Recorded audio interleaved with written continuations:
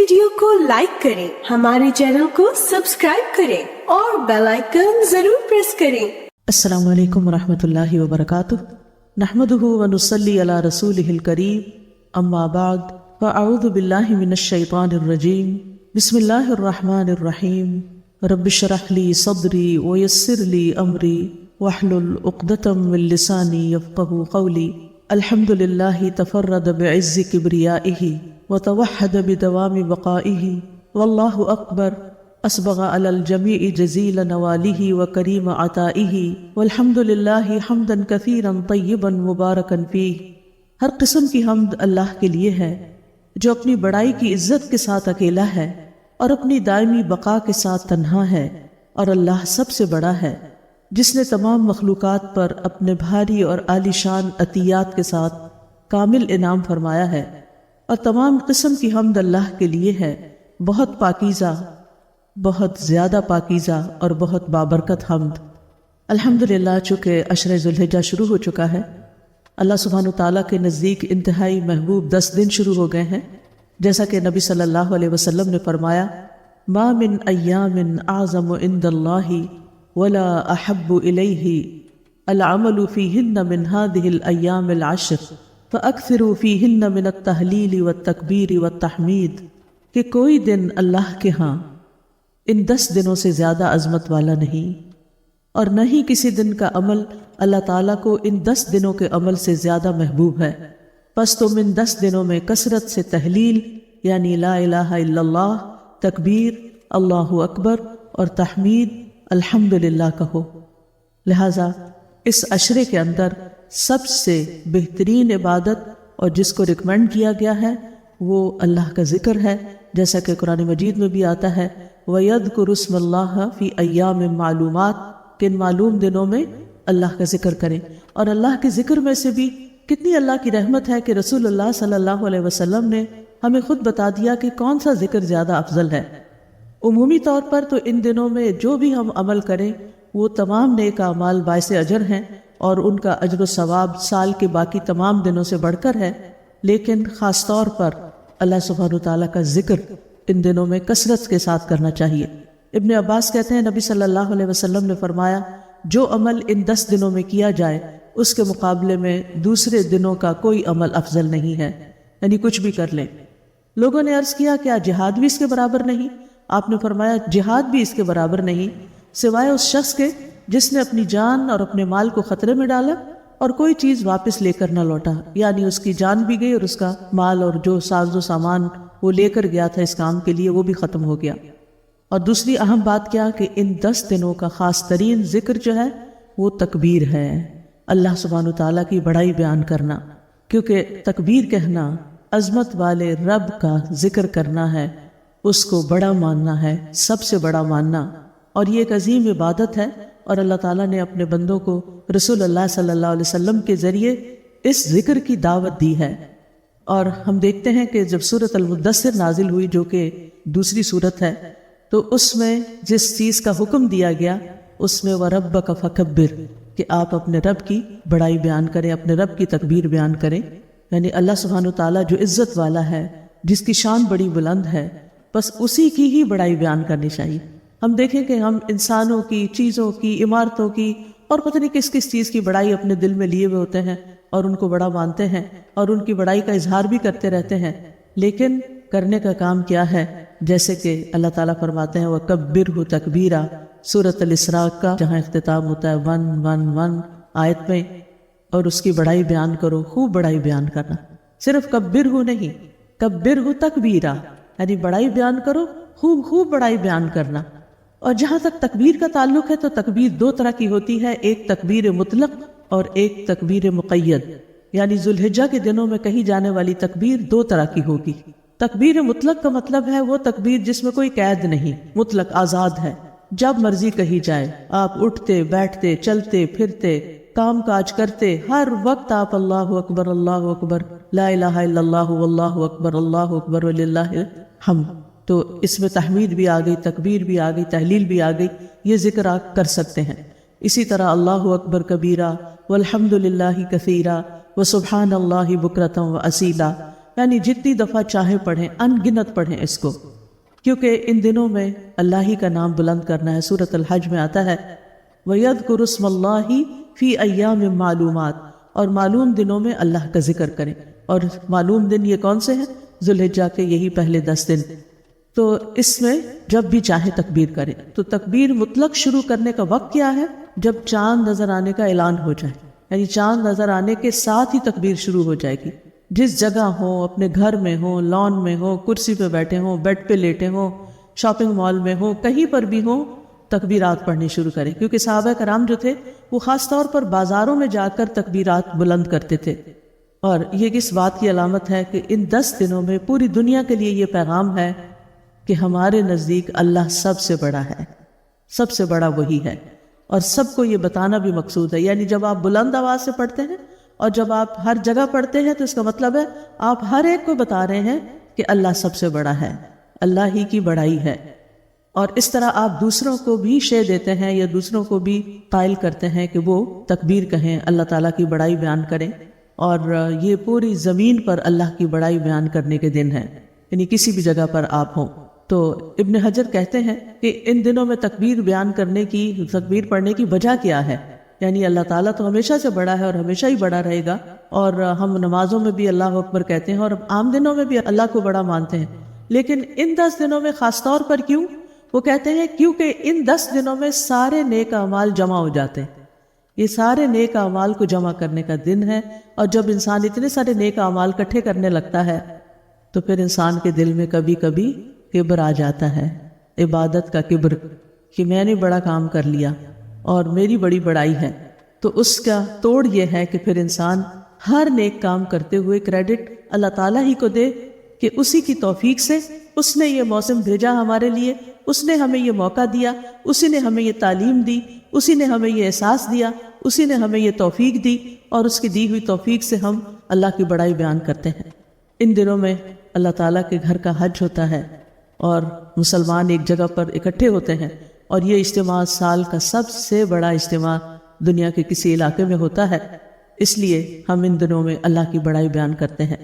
ابن عمر اور ابو ہریرہ رضی اللہ عنہما ان 10 دنوں میں بازار کی طرف نکل جاتے اور وہ دونوں تکبیرات پڑھتے، لوگ ان کی تکبیر سن کر تکبیر کہتے، اور محمد بن علی بھی نفل نمازوں کے بعد بھی تکبیر کہتے تھے، یعنی نفل پڑھتے اور ساتھ ساتھ تکبیر کہتے۔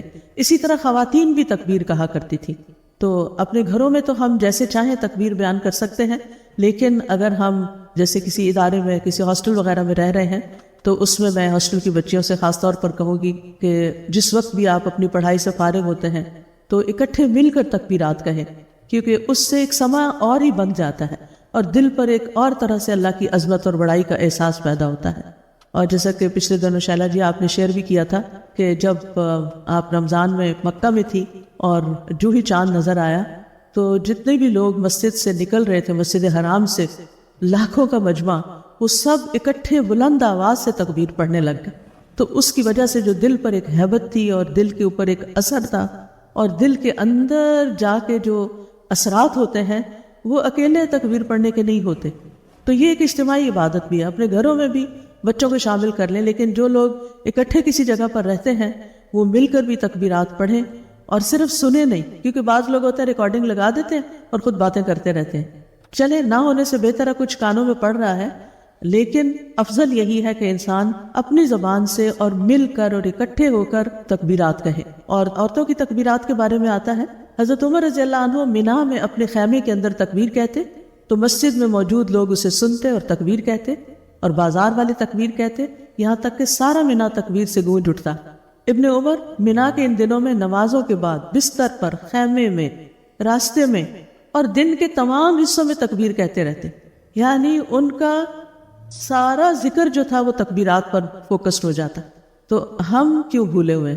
آپ کو معلوم ہے حضرت عبداللہ بن عمر ویسے بھی ان روات میں سے جنہوں نے حدیثیں کثرت سے بیان کی ہیں، نبی صلی اللہ علیہ وسلم کی محبت اور اتباع میں بھی وہ اگر کہیں کہ نمبر 1 پر ہے، کہ چھوٹی چھوٹی چیزوں میں بھی وہ رسول اللہ صلی اللہ علیہ وسلم کا اتباع کیا کرتے تھے، تو جو نیکی کا کام انہیں پتہ چل جاتا اس پر مستقل مزاجی سے پھر عمل کیا کرتے تھے۔ تو وہ ان مینا کے دنوں میں خوب تکبیرات کہتے۔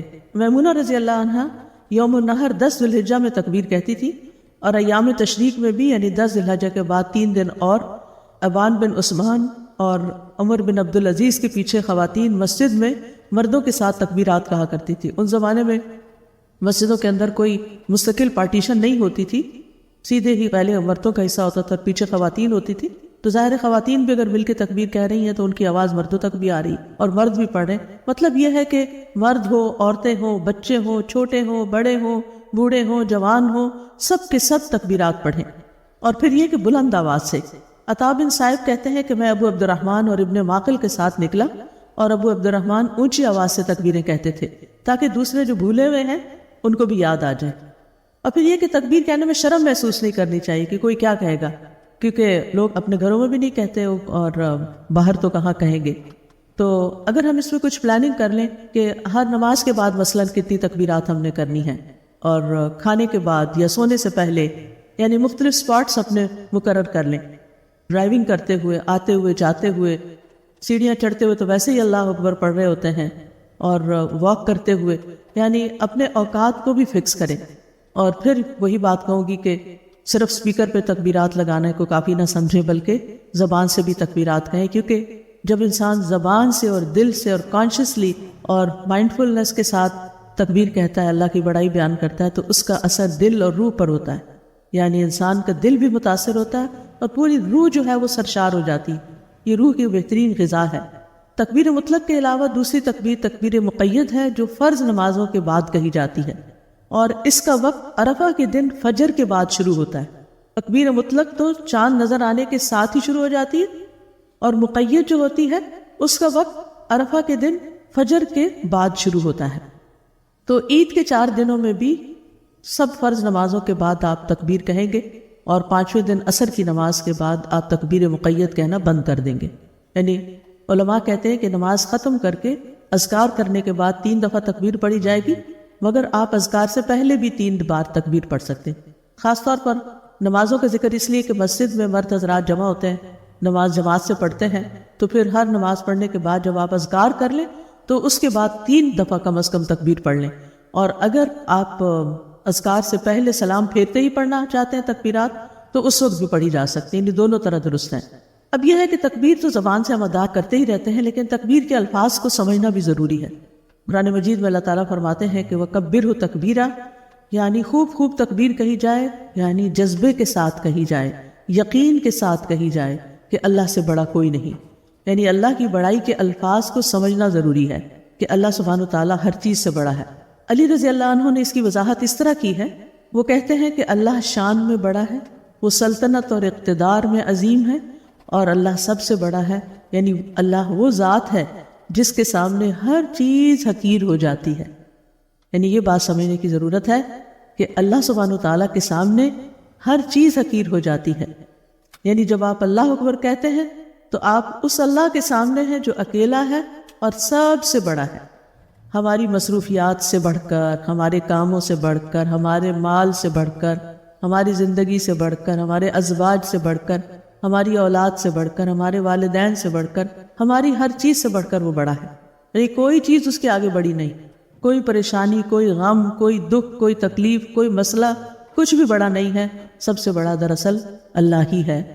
مفسر قرآن ہے محمد بن امین الشنقیطی، انہوں نے تفسیر اضواء البیان لکھی ہے، اس میں وہ کبرہ تکبیرہ کی تفسیر کرتے ہوئے کہتے ہیں وَكَبِّرْهُ تَكْبِيرًا عَظِّمْهُ تَعْظِيمًا شَدِيدًا وَيَظْهُرُ تَعْظِيمُ اللَّهِ فِي شِدَّةِ الْمُحَافَظَةِ عَلَى امْتِثَالِ أَمْرِهِ وَاجْتِنَابِ نَهْيِهِ وَالْمُسَارَعَةِ إِلَى كُلِّ مَا يُرْضِيهِ، اور اللہ کی بڑائی بیان کرو، اللہ کی بہت زیادہ تعظیم بجا لاؤ، اور اللہ کی تعظیم اس چیز میں ظاہر ہوتی ہے کہ اس کے حکم کی تعمیل کی سخت حفاظت کی جائے۔ یعنی اللہ کی بڑائی کب مانیں گے کہ آپ واقعی اللہ کو بڑا مانتے ہیں؟ جب آپ اس کے احکامات کو مانیں اور اس کی منع کردہ چیزوں سے پرہیز کریں، اور ہر وہ کام جو اللہ کی رضا کا ہو، اللہ کو راضی کرتا ہو، اس کی طرف سبقت کی جائے۔ یعنی اگر ہم اللہ کو بڑا مانتے ہیں تو جس طرف اللہ بلائے اس طرف اڑ جائیں اور فوراً لبیک کہہ دیں، فوراً اس کے آگے جھک جائیں، اپنے اعضاء سے بڑائی کا اظہار کریں اور حرام کاموں سے بچیں۔ یعنی سب سے پہلے تو یہ الفاظ ہمارے دل سے نکلیں، پھر زبان سے ادا ہوں، پھر اس کا اثر سارے اعضاء پر بھی جائے، کہ ہم اللہ تعالیٰ کی اطاعت کے کام کریں اور منع کردہ چیزوں سے رک جائیں۔ منع کردہ چیزیں کیا ہیں؟ بہت سی چیزیں اللہ نے منع کی ہیں۔ زبان کے کئی گناہ ہیں، حرام میں آتے ہیں، غیبت ہے، چغلی ہے، اسی طرح دل کے کچھ گناہ ہیں جیسے بلا وجہ کی بدگمانیاں لوگوں کے خلاف، اور اسی طرح اعضاء کے اعمال ہیں۔ تو اسی طرح کھانے پینے میں کچھ چیزیں حرام ہیں، ریلیشن شپس میں کچھ چیزیں حرام ہیں جیسے ڈرگس ہیں، الکوہل ہے، ٹک ٹاک پہ حرام چیزیں دیکھنا، نیٹ فلیکس پہ، اس کے علاوہ انٹرنیٹ پہ اور واہیات، فضول بیکار چیزیں اور خاص طور پر بے حیائی کی چیزیں دیکھنا۔ تو جب ہم ان چیزوں سے رکتے ہیں، جیسے گانے سننے سے رک جائیں، تو دراصل ہم عمل سے اظہار کریں کہ اللہ سب سے بڑا ہے، کہ اللہ نے جس چیز سے مجھے منع کیا ہے میں اس سے رک رہا ہوں۔ اور اس کے علاوہ بھی جو بری عادتیں پڑی ہوتی ہیں یا سستی کی چیزیں، کیونکہ جب ہم یہ سوچ لیتے ہیں نا کہ اللہ سب سے بڑا اور اللہ کی بات مانی، تو ایک دم ہمارے اندر ایک جذبہ سا آ جاتا ہے، تو پھر ہماری خواہشات پیچھے چلی جاتی ہیں، اور پھر انسان کو یہ سوچ آتی ہے کہ میں کس رب کی نافرمانی کر رہا ہوں جو سب سے بڑا ہے، اور اس کے کہنے پہ میں حرام کا ارتکاب نہیں چھوڑ رہا۔ تو اگر انسان حرام سے بچتا ہے تو دراصل وہ تکبیر کا حق ادا کر رہا ہے، اور دیکھا جائے تو تکبیر دراصل پورا دین ہے۔ شیخ عبدالرزاق البدر کہتے ہیں پورے کا پورا دین اللہ اکبر کے کلمے کی تفصیل اور تشریح سمجھا جاتا ہے یا شمار کیا جاتا ہے۔ ہماری نماز اللہ اکبر ہے، ہماری زکوٰۃ اللہ اکبر ہے، ہر اچھا کام جو آپ کرتے ہیں اور ہر برا کام جس سے آپ رکتے ہیں وہ اللہ اکبر ہے، آپ کا قرآن پڑھنا اللہ اکبر ہے، اور سارے کا سارا دین اللہ اکبر ہے، یعنی اس دین میں سب سے بڑی بڑائی اللہ ہی کی ہے۔ اور جب آپ اس کی بڑائی کا اعلان کرتے ہیں تو یہ صرف زبان نہیں جو یہ کہتی ہے، بلکہ ہر فرض پر عمل اور ہر گناہ سے رکنا اللہ اکبر ہے، یعنی اللہ کو بڑا سمجھنا ہے۔ پھر وہ کہتے ہیں پس مسلمان تمام کی تمام اطاعت اور پوری کی پوری عبادات کو قائم کرتا ہے اللہ کی بڑائی بیان کرنے کے لیے اور اس کی شان کی تعظیم کرنے کے لیے، اور اللہ سبحانہ وتعالیٰ کے حق کو ادا کرنے کے لیے۔ اور یہ چیز اس کلمے کی عظمت اور اس کی قدر و قیمت کی بڑائی پر دلالت کرتی ہے کہ کلمہ ہے کتنا بڑا۔ اور جب انسان اس کلمے کو بار بار دہراتا ہے تو پھر انسان اپنے پریشانیوں کو بھول جاتا ہے، اپنے غموں کو بھول جاتا ہے، اللہ کی رحمت سے اسے امید لگ جاتی ہے کہ وہ ہر چیز سے بڑا ہے اور وہ سب کچھ کر سکتا ہے۔ اور اپنے سارے حالات میں انسان جب نظر دوڑاتا ہے تو پھر اپنے سارے معاملات کو اللہ سبحانہ وتعالیٰ کے سپرد کر دیتا ہے، کیونکہ اس پر ہمارا ٹرسٹ ہے، اس کو ہم بڑا مانتے ہیں اور اس کی ہم اطاعت کرتے ہیں۔ اور ان سارے حالات میں ہمیں یہ جان لینے کی ضرورت ہے کہ اللہ سب سے بڑا ہے اور وہ ہمیں کیا کچھ دے سکتا ہے اور ہمارے حالات کو کیسے کیسے درست کر سکتا ہے۔ وہ کہتے ہیں کہ اللہ اکبر آپ کے بنجر دل کے لیے سیرابی عطا کرنے والی بارش ہے، اور دل کتنے زیادہ بنجر اور قحط زدہ ہو چکے ہیں۔ اللہ اکبر وہ شیریں سیراب کرنے والا پانی ہے کہ اگر وہ زبان سے پہلے دل سے گزرے اور اس کے زنگ اور اس کی میل کچیل کو دھو کر صاف کر دے تو پھر وہاں پر اللہ کی بڑائی جم جائے۔ اللہ سبحانہ وتعالیٰ ہمارے تمام معاملات سے بڑا ہے، ہماری پریشانیوں سے بڑا ہے، ہمارے خوف اور ڈر سے بڑا ہے، ہمارے گناہوں سے بڑا ہے، ہمارے نیک اعمال سے بڑا ہے، ہماری رغبتوں سے بڑا ہے، ہماری خواہشات سے بڑا ہے۔ اللہ ہر اس شخص سے بڑا ہے جس کے ہاتھ میں ہماری کوئی مصلحت ہے، ہمارا کوئی فائدہ ہے، اور جس سے ہم نے کوئی امیدیں لگائی ہوئی ہوتی ہیں۔ اللہ سب سے بڑا ہے کہ اگر اللہ آپ کے لیے کسی چیز کا ارادہ کر لیتا ہے تو وہ چیز آپ کی طرف دوڑتی بھی چلی آئے گی، آپ کے سوچنے سے پہلے وہ آپ کی مدد کے لیے موجود ہوگی۔ اللہ اس سے بڑا ہے کہ وہ آپ کو لوگوں پر محتاج اور بوجھ بنا کے چھوڑ دے۔ اللہ اس سے بڑا ہے کہ وہ آپ کے دل کے لیے اپنے سوا کوئی اور قبلہ بنائے حالانکہ آپ اس کی مخلوق ہیں۔ اللہ اکبر، اللہ نے آپ ہی کے فائدے کی خاطر یہ دن مقرر کیے ہیں، لہٰذا ان دنوں میں اللہ کی بڑائی بیان کرنا اور اللہ سبحانہ وتعالیٰ کی طرف راغب ہونا یہی سب سے بڑا عمل ہے۔ یعنی ہم ان دنوں میں جتنے بھی عمل کریں ان سب میں جو اصل میں کرنے کا عمل ہے، جو ٹیک ہوم میسج ہے، جو اس عشرہ ذی الحجہ کا نچوڑ ہے اور جو خلاصہ ہے، وہ اللہ کو بڑا مان لینا ہے۔ یعنی اگر کسی نے 10 دنوں میں اللہ کو بڑا مان لیا اور اللہ کو بڑا مان کر اپنے سارے معاملات اس کے سپرد کر دیے اور اس پر توکل کر لیا اور اپنی ساری دعائیں اور حاجتیں اس کے سامنے رکھی اور اپنی ساری پریشانیوں اور اپنے غموں کا ذکر اس کے سامنے کیا، انما اشکو بثی وحزنی الی اللہ، تو سمجھے کہ اس نے ان دنوں کا حق ادا کر دیا۔ اور اگر یہ تکبیر اور یہ بڑائی اللہ کی دل میں نہیں بیٹھی اور زبان سے ادا نہیں ہو رہی اور عمل میں نہیں آ رہی تو پھر محض بے جان سے چند الفاظ ہیں جو ہم دہراتے رہتے ہیں یا سنتے رہتے ہیں۔ اس تکبیر کہنے کے کچھ فائدے بھی ہیں۔ مسلسل تکبیر کہتے رہنے سے مردہ دل زندہ ہو جاتا ہے، مردہ روح میں جان پڑ جاتی ہے۔ تکبیر کہنا دل کو ایک عجب طاقت سے بھر دیتا ہے، یعنی آپ سٹرونگ ہو جاتے ہیں۔ تکبیر کہنے سے ایمان میں اضافہ ہوتا ہے۔ تکبیر دل کی صفائی کا ذریعہ ہے۔ تکبیر ٹوٹے ہوئے دل کو جوڑتی ہے اور مردہ روح میں تحریک پیدا کر دیتی ہے۔ ہر دفعہ اللہ اکبر کہنے سے جنت میں ایک درخت لگتا ہے۔ تکبیر کہنے سے آپ جنت میں اپنی زمین آباد کرتے ہیں۔ تکبیر آپ کو اللہ کی ملاقات کے لیے تیار کرتی ہے۔ تکبیر آپ کو اللہ کی اطاعت کے لیے موٹیویٹ کرتی ہے، متحرک کرتی ہے۔ اس کو گہرائی سے کہنا عجب سرور بخشتا ہے، عجب مزہ عطا کرتا ہے، اور زمین و آسمان کی فضا بھر جاتی ہے۔ مسند احمد کی روایت میں آتا ہے واللہ اکبر تملأ ما بین السماء والارض۔ رسول اللہ صلی اللہ علیہ وسلم نے فرمایا اللہ اکبر کہنا زمین اور آسمان کے درمیان ساری فضا کو بھر دیتا ہے، یعنی اتنا بڑا کلمہ ہے یہ۔ پھر آسمان کے دروازے کھل جاتے ہیں۔ ابن عمر رضی اللہ عنہ کہتے ہیں کہ ہم رسول اللہ صلی اللہ علیہ وسلم کے ساتھ نماز پڑھ رہے تھے کہ جماعت میں سے ایک آدمی نے کہا اللہ اکبر کبیرہ والحمد للہ کثیرہ وسبحان اللہ بکرۃ واصیلا۔ رسول اللہ صلی اللہ علیہ وسلم نے فرمایا اس طرح کے کلمات کہنے والا کون ہے؟ جماعت میں سے ایک آدمی نے عرض کیا اللہ کے رسول میں ہوں۔ آپ نے فرمایا کہ مجھے تعجب ہوا کہ اس کے لیے آسمان کے دروازے کھولے گئے۔ سبحان اللہ، یعنی اتنی عزت بخشی گئی اس کو۔ تو ایسا شخص جب دنیا سے جائے گا تو اس کے روح کے لیے آسمان کے دروازے کیوں نہیں کھلیں گے؟ کہ جو اللہ کی بڑائی میں جیتا ہے اور اللہ کی بڑائی میں ہی وہ زندہ ہوتا ہے اور وہ اللہ کی بڑائی کے ساتھ ہی دنیا سے رخصت ہوتا ہے۔ تو جو اللہ کو بڑا مان لیتا ہے پھر اللہ کے ہاں بھی اس کی عزت اور اس کا مقام بڑا ہو جاتا ہے۔ ابن عمر کہتے ہیں میں نے ان کلمات کو پھر کبھی نہیں چھوڑا جب سے اس کے بارے میں نے رسول اللہ صلی اللہ علیہ وسلم کو یہ فرماتے ہوئے سنا۔ لہٰذا ہر نماز کے اندر عادت ڈال لیجئے کہ جب آپ شروع میں اللہ تعالیٰ کی تسبیح بیان کرتے سبحانک اللہم و بحمدک و تبارک اسمک و تعالی جدک پڑھتے ہیں تو اس کے بعد آپ ایک دفعہ یہ کلمات بھی دہرا لیا کریں۔ یہ ہاتھ باندھ کر اللہ کے سامنے کھڑے ہو کر یا اللہ اکبر کہہ کے پہلے یہ کلمات پڑھ لیں اور اس کے بعد پھر کچھ اور پڑھ لیں، کوئی اور دعا پڑھ لیں جو بھی مسنون دعاؤں میں سے ہے۔ تو اللہ اکبر کبیرہ، اللہ بڑا ہے، بہت ہی بڑا ہے۔ والحمد للہ کثیرہ، اور اللہ کی حمد بہت زیادہ بہت زیادہ۔ وسبحان اللہ بکرۃ واصیلا، اور اللہ کی پاکی ہے صبح بھی اور شام بھی۔ اور تکبیر کہنے سے جب انسان کا ایمان بڑھتا ہے اور روح اور جسم کو طاقت ملتی ہے تو پھر انسان کے سارے اعمال میں ایک خوشی پیدا ہو جاتی، نیکیاں کرنا آسان ہو جاتا ہے، انسان کو نیکی کی توفیق ہونے لگتی ہے۔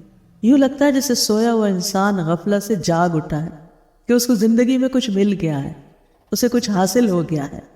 لہٰذا اگر آپ ان دنوں کو سنجیدگی سے لیں، ان دنوں کو سیریسلی لیں اور ان دنوں میں خوب خوب نیک اعمال کریں اور خوب خوب تکبیرات کہیں تو انشاءاللہ اس 10 دنوں کے بعد آپ بہت سے غموں، بیماریوں، پریشانیوں، ڈپریشن سے باہر نکل آئیں گے، کیونکہ نیک کام بھی انسان کے اندر اطمینان اور سکینت پیدا کرتے ہیں، اور اسی طرح اللہ کی تکبیر بیان کرنا بھی۔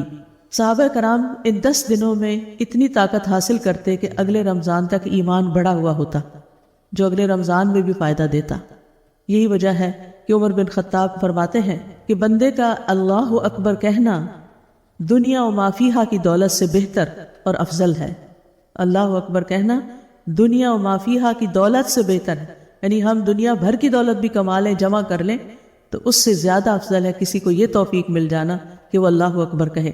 تو اللہ اکبر کبیرہ والحمد للہ کثیرہ وسبحان اللہ بکرۃ واصیلا۔ تو اب کرنے کے کام کیا ہیں؟ ہمیں چاہیے کہ اللہ کی بڑائی کا اعلان کریں، اس کی عبادات کو نہ بھولیں اور اس خاص ذکر کی عبادت سے محروم نہ رہیں، اور اس میسج کو اپنی فیملی میں، دوستوں میں، سوشل میڈیا پر عام کریں۔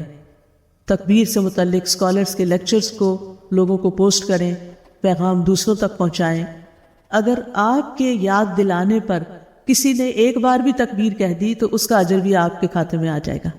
اور کہا یہ کہ اگر کوئی روح، دل اور جان کے ساتھ تکبیرات پڑھے تو پھر اس میں آپ کو کتنا پروفٹ ملے گا۔ لہٰذا زیادہ سے زیادہ اپنی زبان میں، انگلش میں، اردو میں، اپنے آڈیو میسج کے ساتھ ریٹن میسیجز کے ساتھ پوسٹر بنا کے کسی بھی طرح لوگوں کو یاد دہانی کراتے رہیں کہ وہ اللہ تعالیٰ کی بڑائی بیان کرتے رہیں. اور پھر یہ ہے کہ تکبیرات کے مسنون الفاظ بھی بہت سے ملتے ہیں ہمیں، ان کو ایک دفعہ دہرا لیتے ہیں. میں کہلواتی ہوں تو آپ کہتے جائیں تاکہ ایک دفعہ سبھی پڑھ لیں. اللہ اکبر اللہ اکبر اللہ اکبر اللہ اکبر لا الہ الا اللہ واللہ اکبر اللہ اکبر وللہ الحمد. اس کا ترجمہ ہے اللہ سب سے بڑا ہے، اللہ سب سے بڑا ہے، اللہ کے سوا کوئی معبود نہیں اور اللہ سب سے بڑا ہے، اللہ سب سے بڑا ہے اور اللہ کے لیے ہی تمام تعریف ہے. میں سوچ رہی تھی تحمید کے اتنے الفاظ نہیں آئے، تسبیح کے شاید اتنے الفاظ نہیں جتنے اللہ اکبر کے مختلف تکبیرات ہمیں ملتی ہیں. سنن بہقی کی روایت ہے اللہ اکبر اللہ اکبر اللہ اکبر وللہ الحمد اللہ اکبر واجل اللہ اکبر علی ما ہدانا. اللہ سب سے بڑا ہے، اللہ سب سے بڑا ہے، اللہ سب سے بڑا ہے اور سب تعریف اللہ کے لیے ہے. اللہ سب سے بڑا ہے اور جلیل القدر ہے. اللہ کی بڑائی اس پر کہ اس نے ہمیں ہدایت نصیب فرمائی. اس لیے ہم اللہ کی بڑائی بیان کرتے ہیں کہ اس نے ہمیں اپنے طرف آنے کی توفیق بخشی. پھر ایک اور مصنف ابن ابی شیبہ کی روایت ہے جسے البانی نے صحیح قرار دیا ہے اللہ اکبر کبیرہ اللہ اکبر کبیرہ اللہ اکبر واجل اللہ اکبر وللہ الحمد.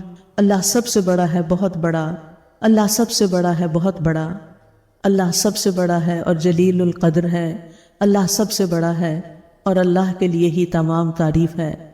پھر سنن بہقی کی ایک اور روایت ہے اللہ اکبر اللہ اکبر اللہ اکبر کبیرہ اللہ اکبر کبیرہ اللہم انت اعلی و اجل من ان تکون لک صاحبہ او یکون لک ولد او یکون لک شریک فی الملک او یکون لک ولی من الذل وکبرہ تکبیرا اللہم اغفر لنا اللہم ارحمنا اللہم اغفر لنا اللہم ارحمنا.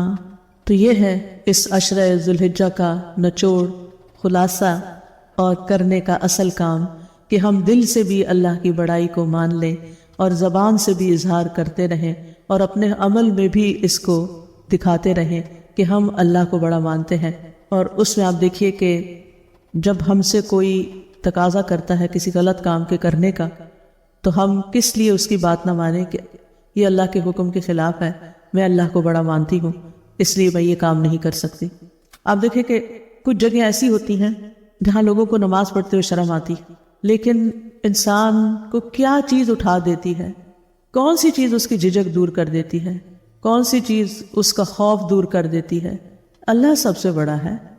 اس وقت اللہ نے مجھے پکارا ہے حی علی الصلاح حی علی الفلاح، تو مجھے اٹھ جانا چاہیے، مجھے کسی سے بھی ڈرنا اور شرمانا نہیں چاہیے. نو میٹر کہ میں کہاں ہوں، خشکی پر ہوں یا سمندر میں ہوں، ہوائی جہاز میں ہوں یا بحری جہاز میں ہوں، کسی کشتی میں ہوں یا میں کہیں کسی مال میں ہوں یا کسی بھی جگہ پر کسی شادی میں ہوں. عام طور پر تو ہم شادیوں میں ایسے کپڑے پہن لیتے ہیں کہ جن سے پھر نہ وضو ہوتا ہے اور میک اپ ایسا کہ جس کی وجہ سے پھر اگر ایک وضو کریں گے تو ہزاروں ڈالر ہمارے ختم ہو جائیں گے. لہٰذا وضو نہیں تو پھر نماز بھی نہیں، اور اس لیے بھی کہ لباس ایسا نہیں ہوتا کہ جس میں نماز ادا کی جا سکے.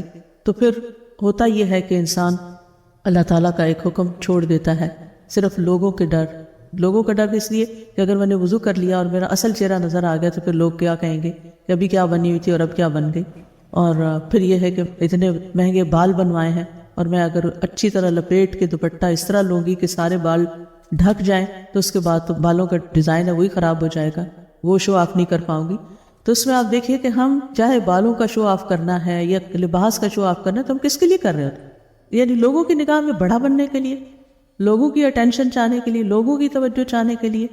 اس وقت سوچنا یہ چاہیے کہ یہ لوگ بڑے ہیں یا اللہ بڑا ہے.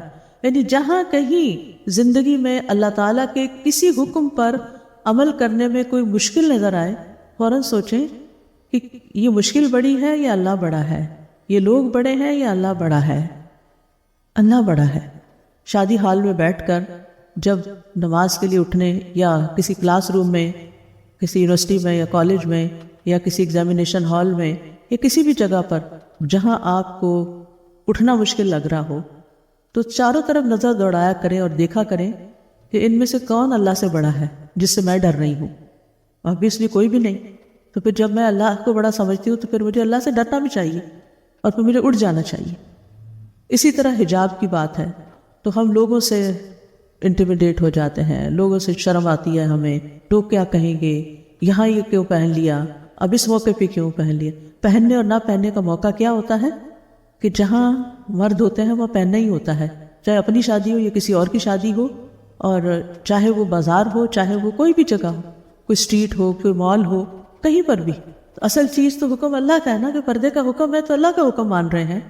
اس سے تھوڑی کہ جہاں ہمارے مرضی کے پسند کے لوگ ہوں، جو ہماری واہ واہ کریں، جو ہمیں سپورٹ کریں، جو ہمیں پسند کریں، جو ہمیں انکریج کریں، موٹیویٹ کریں، وہاں تو ہم حجاب پہن لیں، اور جہاں کوئی نہ کرنے والا ہو وہاں ہم حجاب اتار دیں. تو یہ تو پھر لوگوں کو بڑا مان لیا نا. اسی طرح کوئی بھی جو کرنے کا کام ہے، مثلا کسی نیکی کے کرنے پر دل نہیں مان رہا، تو انسان یہ سوچے اللہ سب سے بڑا ہے نا. دکھاوے کو دل چاہ رہا ہے کہ لوگ دیکھ لیں میرا کام، کہ میں نے کتنے بڑے بڑے کام کیے ہیں. یہ مصیبت ہر انسان کے اندر ہوتی ہے کہ وہ لوگوں سے ویلیڈیٹ کروانا چاہتا ہے اپنے عمل کو، ایکشن کو. تو اس وقت یہ سوچیں کہ یہ انسان بڑے ہیں یا اللہ بڑا ہے، میں کس کے لیے کام کر رہی ہوں. گویا جتنے بھی گناہ ہیں اور جتنی بھی بیماریاں ہیں، ان سب کو چھوڑنے کا ایک بہت بڑا ذریعہ یہ ہے کہ اللہ اکبر کے ذریعے ہم اپنے ایمان کو مضبوط کریں اور اللہ کو بڑا مانیں اور اس کی تکبیر اور بڑائی بیان کرتے رہیں. تو اللہ تعالیٰ سے دعا ہے کہ اللہ تعالیٰ ہمیں اس کی توفیق عطا فرمائے. وآخر دعوانا ان الحمد للہ رب العالمین. سبحانک اللہم و بحمدک، اشہد ان لا الہ الا انت، استغفرک و اتوب الیک.